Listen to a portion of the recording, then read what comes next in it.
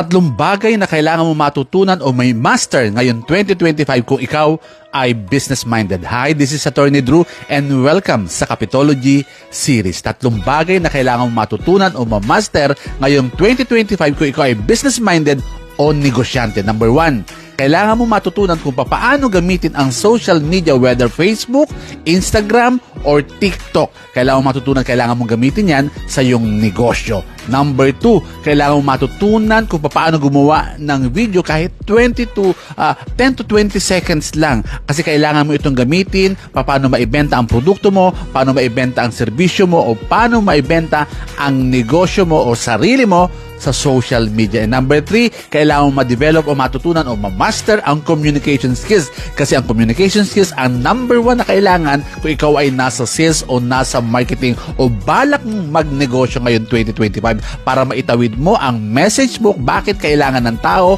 ang produkto o serbisyo mo. At pang-apat, bonus na ito, kailangan mo na matutunan ngayon 2025 na mag-move on sa ex mo. Ay, sas!